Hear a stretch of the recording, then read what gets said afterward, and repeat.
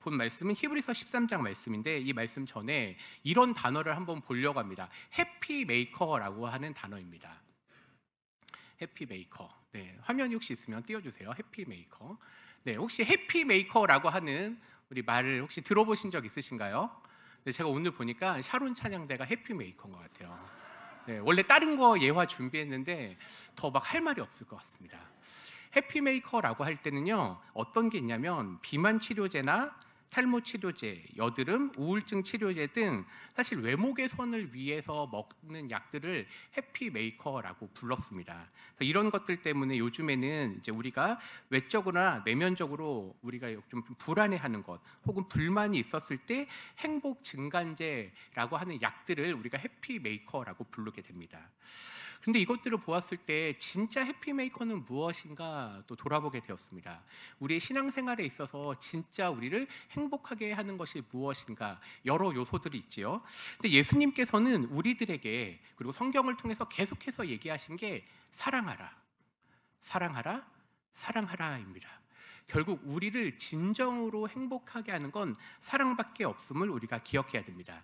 우리 요한복음 13장 34절 35절 말씀 볼 건데요.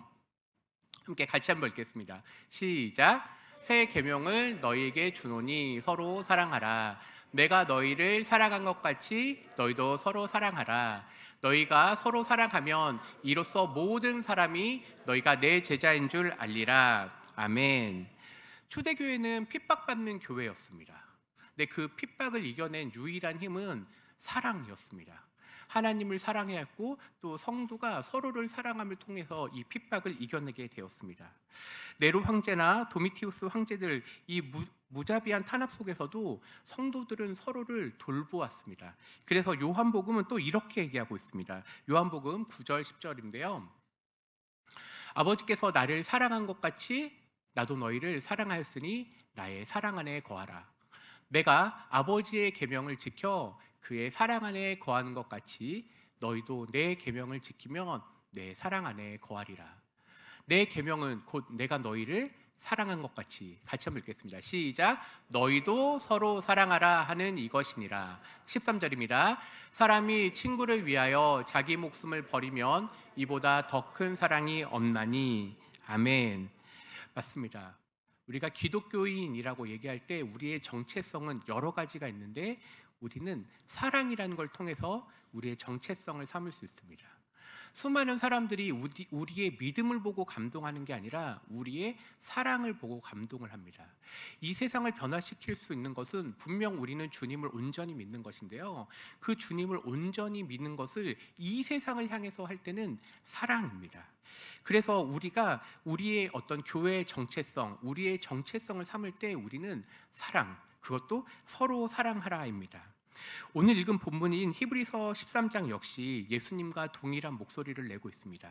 히브리서는 당시 핍박받고 있는 로마나 혹은 유대인들에게 핍박받고 있는 그들을 향해서 이 히브리서 기자는 사랑하라, 사랑하라, 사랑하라 라고 얘기하고 있습니다. 그 목소리를 오늘날 우리들도 동일하게 듣고 있습니다. 그러면 우리는 어떻게 사랑하는 것이 올바른 사랑인가? 히브리서 기자는 도대체 우리에게 어떠한 예수님의 사랑을 전하라고 하는지 한번 말씀을 보도록 하겠습니다. 첫 번째는요, 계속하라입니다. 네, 계속하라. 우리 13장 1절 같이 한번 다시 읽겠습니다. 시작. 형제 사랑하기를 계속하고입니다. 네, 계속하라입니다. 우리는 실패할 수 있습니다. 사랑에 실패할 수 있습니다. 혹은 우리 성도들 간에 미워할 수도 있습니다. 그런데 그 순간에 멈춰서 다시 사랑하기를 계속하면 됩니다. 이 형제 사랑이라고 하는 말이 필라델피아인데 이거는 형제라는 말과 사랑하다라는 말을 붙인 것입니다. 도시 이름도 있었던 것처럼 형제를 사랑하라. 도시 이름이 그렇게 지어진 것은 당시에 우리가 그리스를 보면 그리스 역사 속에서 형제가 얼마나 사랑했는지, 특별히 왕인 형과 아우의 형들이 서로 사랑함을 통해서 그 당시의 용어를 갖고 와서 사랑하라라고 얘기하는 것입니다. 이러한 말씀은 단순하게 히브리서 13장 1절만 아니라 로마서 12장 10절에도 등장을 합니다. 오늘은 사랑에 관한 말씀을 많이 볼 것입니다. 로마서 12장 10절 형제를 사랑하여 서로 우애하고 존경하기를 서로 먼저 하며. 형제 사랑을 누가 먼저 하라고요? 내가 먼저. 서로 먼저라고 하는 건 내가 먼저 하면 돼요. 교회 왔을 때 와 누가 나 안 챙겨주지가 아니에요. 내가 챙기면 됩니다. 교회 왔을 때 쓰레기 떨어지면 누가 주워야 되죠? 내가 주워야 돼요. 왜 목사님 안 주세요? 이러시면 안 돼요. 네, 서로 사랑하는 것.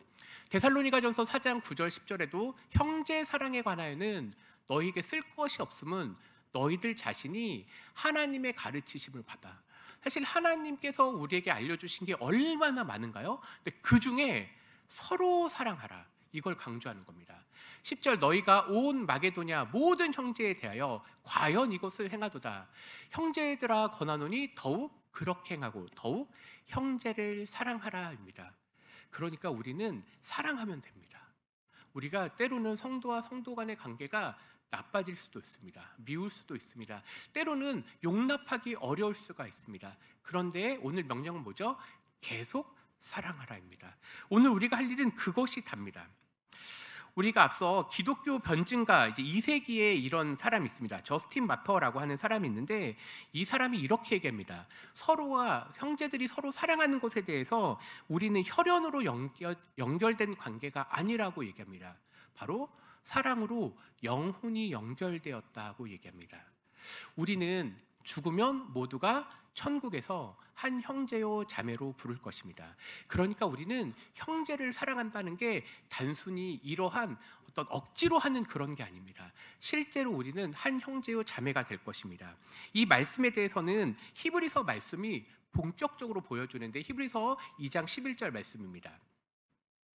그러므로 형제라 부르시기를 부끄러워하지 아니하시고, 근데 이 말의 주어는 예수님입니다. 예수님께서 아무것도 아닌 존재, 죄와 허물로 죽어야 될 우리들을 구원하셔서 뭐라고 하죠? 형제라 부르시기를 부끄러워하지 아니하신다고 한 거예요. 그래서 주님이 우리의 맏아들 되시고 우리는 모두 한 형제요 자매가 됩니다. 그래서 17절에는 그러므로 그가 범사에 형제들과 같이 되심이 마땅하도다. 예수님께서는 사실은 유일하신 구원자이십니다. 그런데 우리랑 형제되기를 부끄러워하지 아니하시고 이 땅에 오셔서 우리를 이제 형제요 자매요 부르시는 것입니다. 그래서 주님은 우리와 같이 범사의 형제들과 같이 되심이 마땅한 것처럼 그렇게 이 땅에 오셔서 함께 시험을 받으십니다. 그러나 죄는 없으신 분이 되신 거죠. 이러한 예수님의 사랑에 의거해서 우리는 한 형제요 자매요 이러한 것이 우리의 관계이기 때문에 서로 뭐 하라고요? 사랑하라입니다. 자, 그러면 성경에는 서로 사랑하라라고 하는데 힘써야 된다는 것도 있습니다. 도대체 어떤 것에 힘써야 될까요? 베드로후서 1장 5절로 7절 말씀입니다. 그러므로 너희가 더욱 힘써 우리가 아주 힘써야 될 것, 믿음의 덕을, 덕의 지식을, 지식의 절제를, 절제의 인내를, 인내의 경건을. 우리 7절 같이 읽겠습니다. 시작. 경건의 형제 우애를, 형제 우애에 사랑을 더하라. 아멘. 맞습니다. 베드로 후서는 베드로가 거의 마지막, 삶의 마지막 부분에 쓴 것입니다. 그런데 그가 강조한 게 무엇이냐면 믿음도 여러 가지가 있지만 가장 강조한 것은 성경의 마지막 부분, 형제 사랑을 강조하고 있습니다. 그가 자신의 생명의 마지막 부분에 강조하는 것 여러 가지가 있겠죠. 근데 그가 강조한 건 형제 우애에 사랑을 더하라입니다. 그래서 우리의 성도들은 할 일이, 그리고 오늘 할 일이, 내일 할 일이 뭐라고요? 서로 사랑하라입니다. 그래서 우리 마음 가운데 주님, 제가 우리 교회를 더 사랑하게 도와주시옵소서. 우리의 믿음의 동역자들을 더 사랑하게 도와주시옵소서. 순장님들은 순원들을 향해서 더 사랑하게 도와주시옵소서. 선생님들은 학생들을 위해서 더 사랑하게 하여 주옵소서. 우리 모든 분들이 서로를 사랑하는 우리 삼강교회 되기를 소망합니다. 이렇게 우리에게는 형제 사랑을 계속하라라고 하였습니다. 이 계속하라라는 게 어떤 의미일까요? 이미 잘하고 있습니다. 이미 잘하고 있는 걸 꾸준히 앞으로 계속하라는 게, 지속하라는 게 계속하라입니다. 혹은 우리가 일시적으로 사랑이 커질 때도 있고 작아질 때가 있습니다. 미울 때가 있습니다. 그런데 그때 멈추지 말고 이전에 주님이 우리를 사랑했듯이 오늘도, 혹은 실패한 그 다음날 뭐 하라고요? 계속 사랑하라입니다. 심지어 어려움과 시련 가운데 있을 수가 있습니다. 성도의 삶이라는 것은 분명히 믿음의 삶이고 소망의 삶이고 사랑의 삶인데 그것을 실패할 수가 있다는 것입니다. 그런데도 불구하고 포기하지 말고 서로 사랑하라입니다. 포기하지 마시기 바랍니다. 주님이 우리를 사랑한 건 한 번도 포기하지 않으셨던 것처럼 우리 역시 서로를 사랑하는 걸 포기하지 않으셔야 됩니다. 그래서 우리는 옆에 있는 먼저 우리의 지체들을 사랑할 수 있습니다. 우리 교회 가운데 몸이 아프고 때로는 연약한 분들이 계십니까? 그들을 사랑해야 된답니다. 그런데 요한일서는 사랑하는 것 반대말이 있습니다. 그럼 사랑하지 않는다는 건 어떤 의미죠? 요한일서 4장 20절입니다. 우리 같이 한번 읽겠습니다. 시작. 누구든지 하나님을 사랑하노라 하고 그 형제를 미워하면 이는 거짓말하는 자니 보는 바 그 형제를 사랑하지 아니하는 자는 보지 못하는 바 하나님을 사랑할 수 없느니라. 아멘. 하나님을 사랑하십니까? 하나님을 사랑하십니까? 그렇다면 우리 형제 자매를 사랑해야 됩니다. 우리는 눈에 보지 못한 하나님을 어떻게 사랑하지요? 그건 우리가 성도가 서로 섬기고 배려하고 사랑하는 것을 통해서 하나님을 사랑하는 겁니다. 참 신기합니다. 하나님은 자신만 사랑하면 된다고 하셨는데 그렇게 한 게 아니하시고 항상 하나님 사랑과 이웃 사랑을 붙여서 얘기했습니다. 서로를 배려하는 것, 서로를 섬기는 것, 서로를 위해 나누는 것, 이것이 다 사랑의 한 형태입니다. 우리는 그래서 우리의 연약함을 주님 앞에 고백해야 됩니다. 주님, 제가 사랑이 없는 자입니다. 주님, 제가 참 사랑이 연약한 자입니다. 그러니 주님 도와주시옵소서.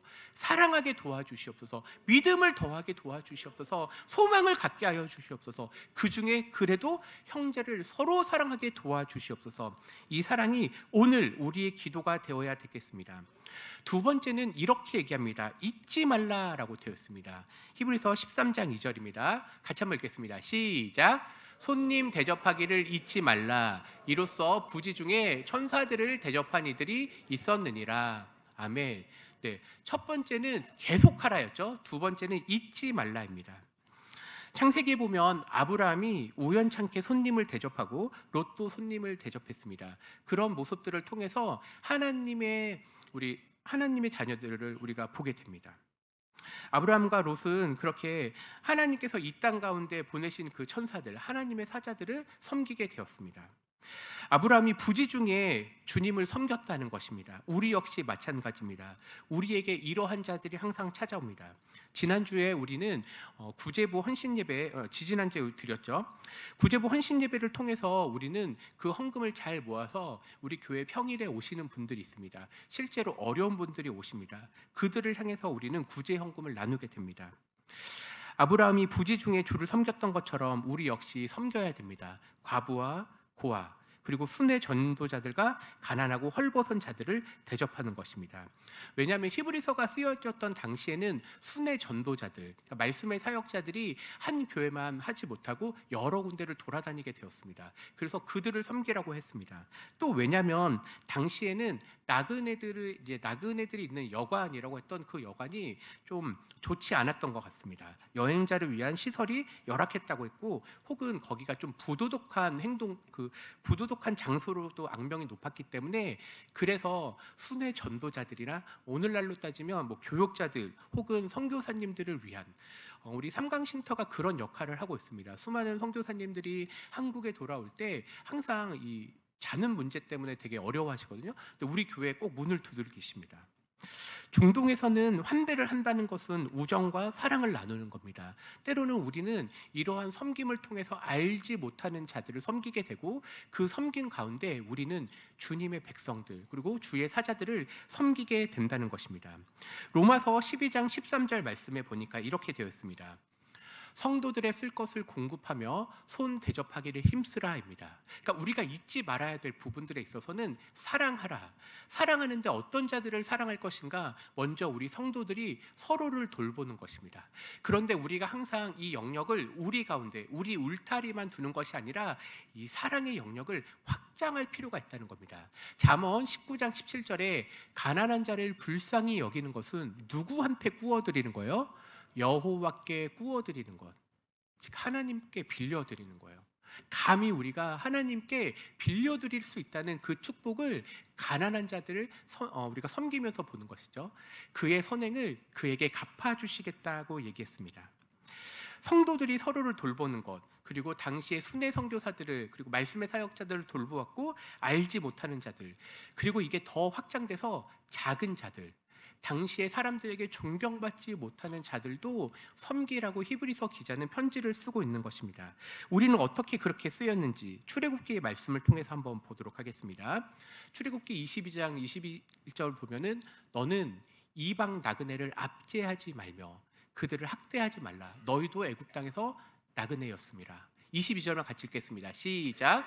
너는 과부와 고아를 하지 말라. 네, 이방 나그네, 과부, 고아는 당시에 가장 비참했던 사람들입니다. 그들의 힘으로는 어떻게 이겨낼 수가 없던 자들이었습니다.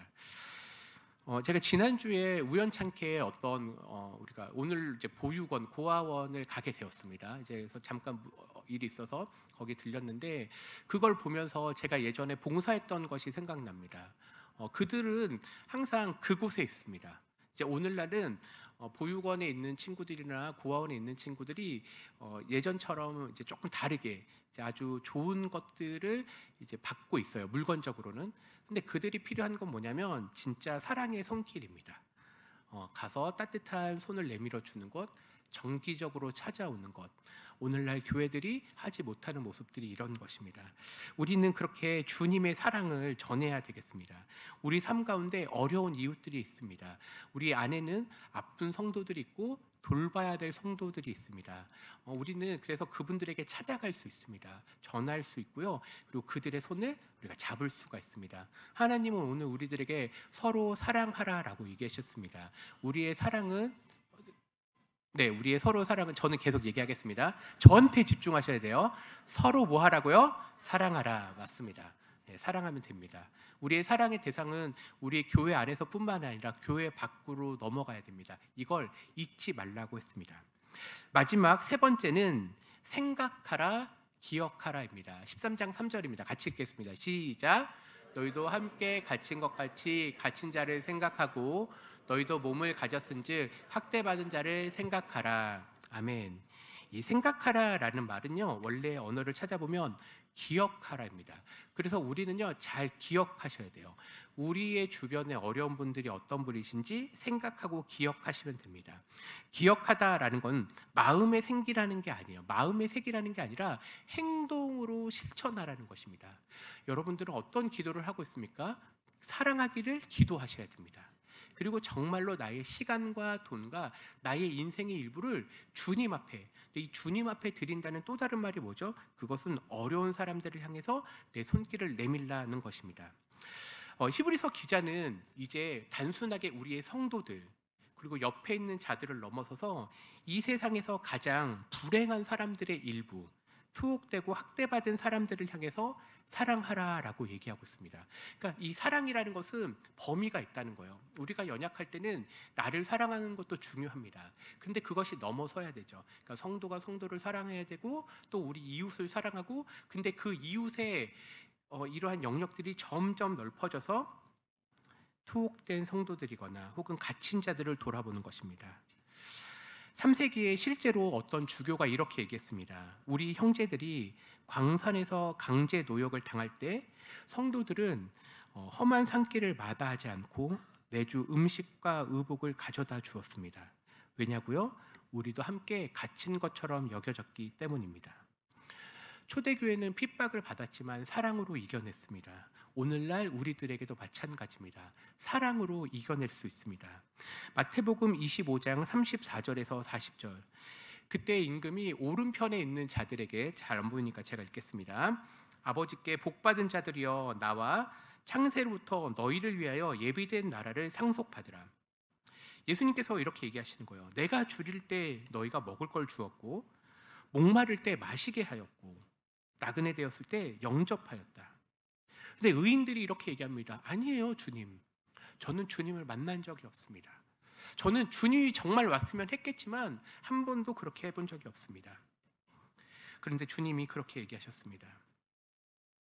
40절 임금이 대답하여 이르시되 내가 진실로 너희에게 이르노니 너희가 여기 내 형제 중에, 이건 주님의 형제, 즉 헐벗고 옥에 갇히고 병들고 아파하는 그 나의 형제 중 지극히 작은 자 하나에게 한 것이 곧 내게 한 것이라고 하였습니다. 이런 말씀을 들으면 참 마음에 찔림이 있습니다. 온전히 사랑하지 아니한 나의 모습들, 사랑하자고 말은 했지만 막상 사랑하기가 너무나 어려운 우리의 모습들이 드러나게 됩니다. 그런데 초대교회 성도들은 그렇게 하지 않았습니다. 정말로 아픈 자들을 돌아보았고요, 그리고 쓰러진 자들을 돌아보았습니다. 로마 황제 율리아누스라고 하는 기독교의 대적, 큰 대적이 있었습니다. 근데 그 사람이 이렇게 얘기했습니다. 이 불경한 갈릴리인들, 즉 기독교인들은 우리 로마인보다 더 자비롭고 서로를 더 사랑한다는 것이 부끄럽다고 하였습니다. 기독교의 대적들조차 그들은 기독교인들이 행했던 그 사랑, 거기에 주목했습니다. 우리가 이제 해야 될 일은 무엇이죠? 사랑하는 것입니다. 서로 사랑함을 넘어가야 되겠습니다. 우리 교회가 하반기에 이제 전도와 또 여러 가지가 있죠. 근데 그 여러 가지 전도와 말씀을 전하는 것이 있습니다. 근데 다른 말로 하면요, 사랑을 전하시면 됩니다. 그 사랑에 감동된 분들이 우리 교회에 와서 복음을 듣게 될 것입니다. 이제 설교를 정리하겠습니다. 오늘 주님은 우리들에게 세 가지 사랑 명령을 하셨습니다. 첫 번째는 형제 사랑을 계속하라. 두 번째는 손님 대접을 잊지 말라. 세 번째는 나그네를 생각하라. 즉 고난받고 연약한 자들을 돌아보라는 것입니다. 우리는 이것을 단순하게 겉면으로 받아들이지 마시고 주님의 명령으로 받으시기 바랍니다. 옆에 있는 성도들을 계속 사랑하십시오. 새로운 성도와 연약한 자들이 우리 주변에 있다면 그들을 대접하십시오. 고난받고 소외된 이웃들이 있습니까? 그들을 기억하십시오. 그들에게 찾아가십시오. 우리 사랑하는 우리 삼강교회가 정말 주님의 아름다운 소식을 사랑을 통해서 전하기를 간절히 소망합니다. 기도하겠습니다.